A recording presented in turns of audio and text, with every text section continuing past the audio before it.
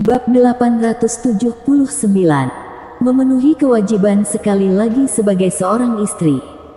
Melihat wanita yang sangat ia cintai ini meneteskan air matanya, Devan Amort mengulurkan tangannya, mencoba menghapus air mata dari sudut mata Nikita Simora.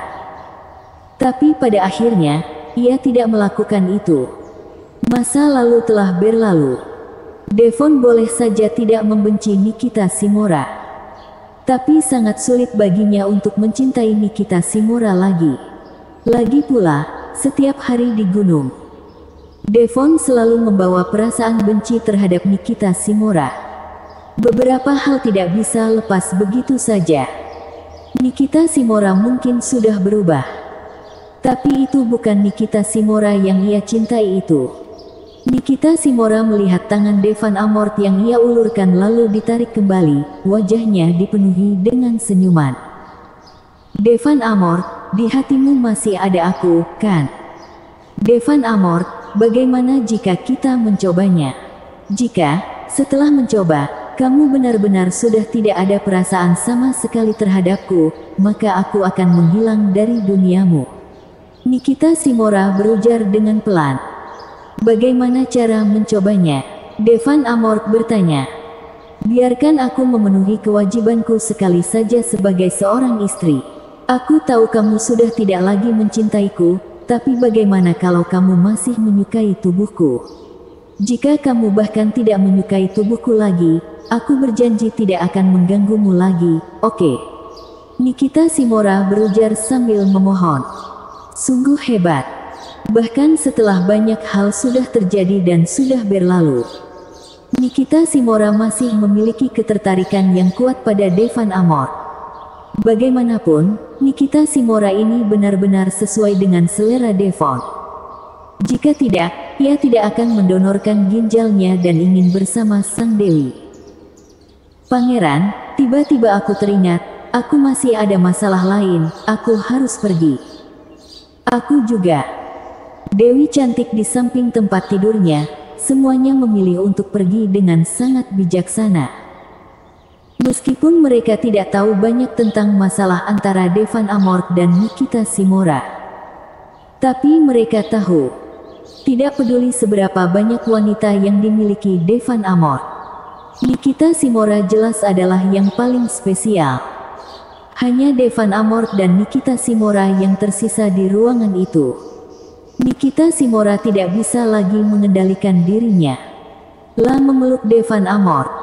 Nikita Simora, kamu jangan begini. Devan Amort mendorong Nikita Simora. Devan Amort, kamu jangan menolakku ya. Cobalah dan lihat apakah kamu masih memiliki perasaan terhadapku atau tidak.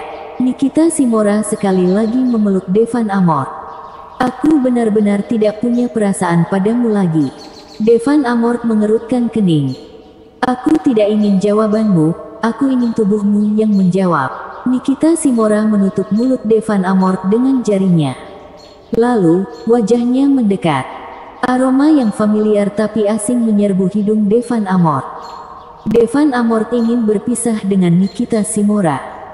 Tapi Nikita Simora memeluk kepalanya erat-erat. Devan Amort menghela nafas dalam hatinya. Sudahlah. Kali ini, biarkan Nikita Simora menyerah sepenuhnya. Lah tidak percaya, ia masih akan bereaksi terhadap Nikita Simora. 10 menit berlalu. Keduanya baru berpisah. Ada kekecewaan yang mendalam di mata Nikita Simora, karena ia bisa merasakannya. Sepanjang proses, Devan Amort tidak melakukan sedikit gerakan dan perubahan. Devan Amort, apakah ia benar-benar sudah tidak ada perasaan padanya lagi? Nikita Simora, sekarang kamu sudah melihatnya. Aku benar-benar tidak ada perasaan padamu lagi, ujar Devan Amort. Nikita Simora menggigit bibirnya. Tidak tahu sedang berpikir apa. Ketika Devan Amort mengira Nikita Simora akan pergi, Nikita Simora tiba-tiba jongkok. Beberapa detik kemudian, Devan Amort tiba-tiba menghirup udara dingin. Meskipun Devan Amort memiliki banyak wanita, tapi Nikita Simora memang yang paling spesial. Saat ini, benar-benar ada perasaan yang tidak bisa dijelaskan. Seorang dewi yang dulunya selalu berada di atas. Tapi saat ini, jelas sekali, teknik Nikita Shimura sangat buruk.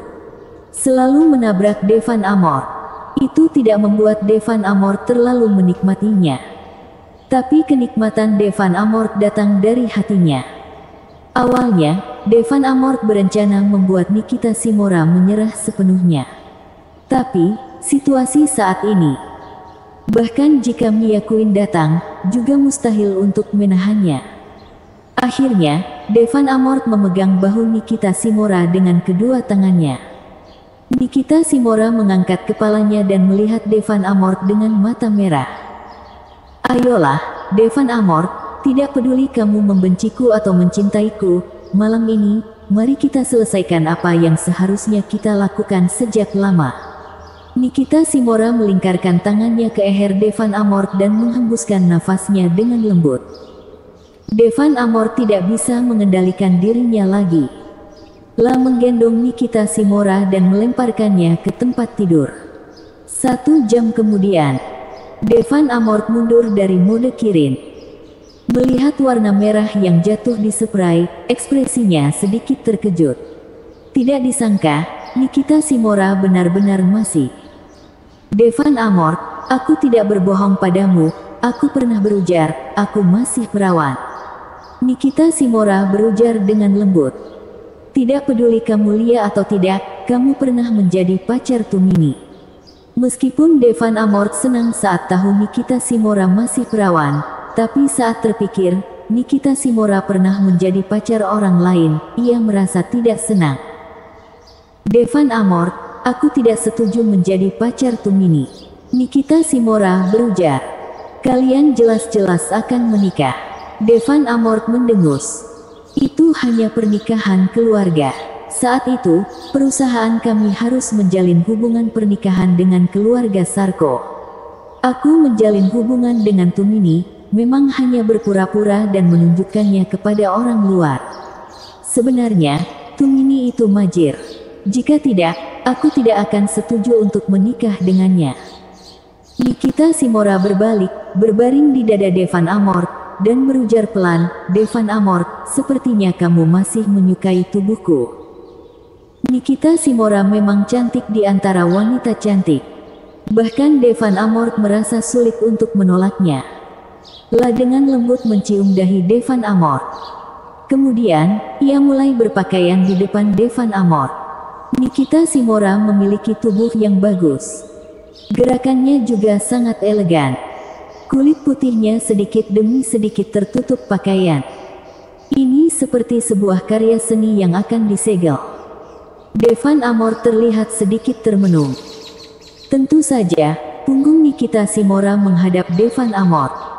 Bagaimanapun juga, ia pertama kali menjadi seorang wanita. Masih ada sedikit malu. Memakainya perlahan-lahan. Butuh beberapa menit untuk mengenakan semua pakaiannya. Devan Amor, aku pergi sekarang.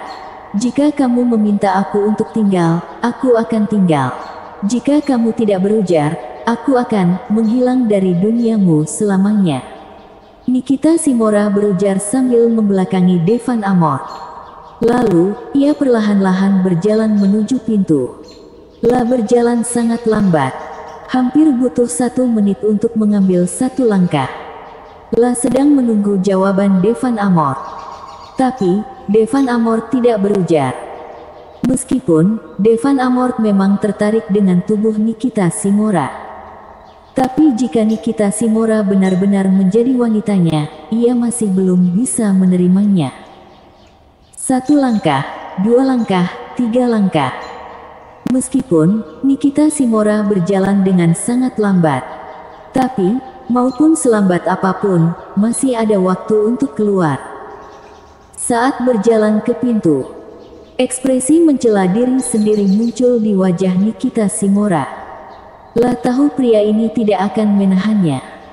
Tangannya perlahan menggenggam pegangan pintu.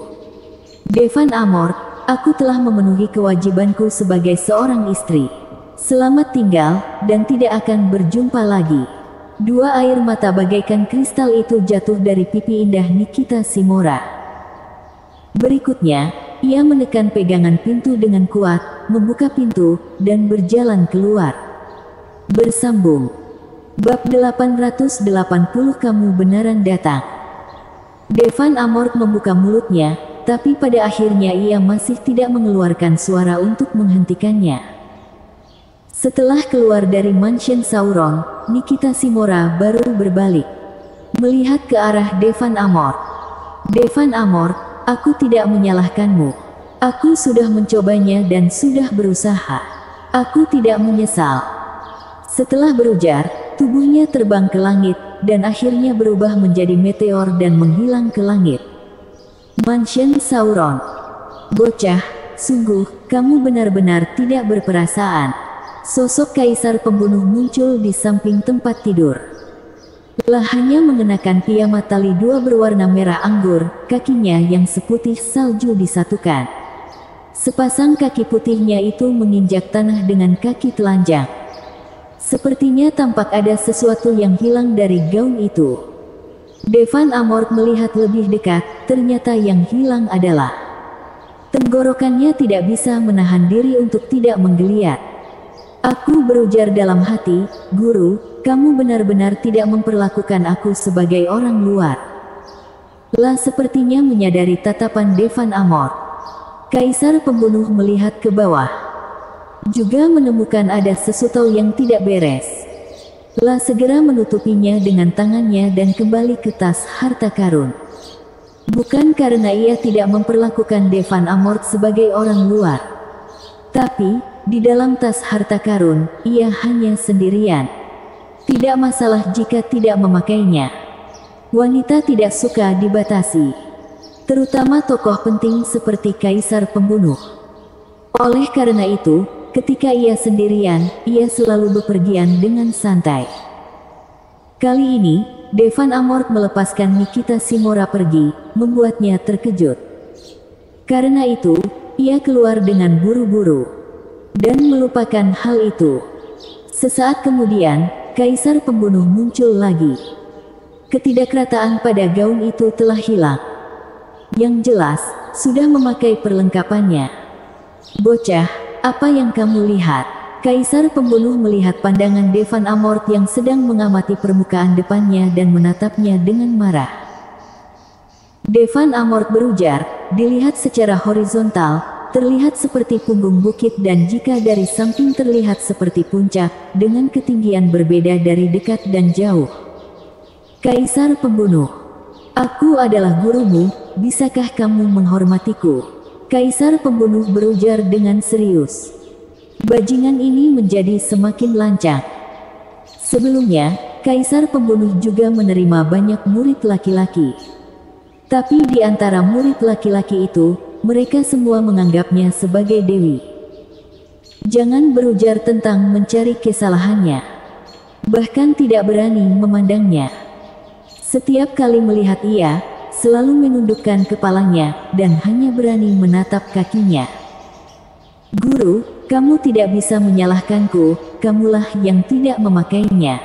Devan Amorth menyentuh hidungnya dan berujar. Kamu masih berani mengatakannya. Kaisar pembunuh sangat marah. Kamu juga sudah melihatnya, tapi kamu tetap berujar. Ingin membuatnya tidak ada tempat untuk menaruh mukanya. Itu tidak benar, Guru, sepertinya kamu tidak. Devan Amorth tiba-tiba menyadari ada sesuatu yang tidak beres.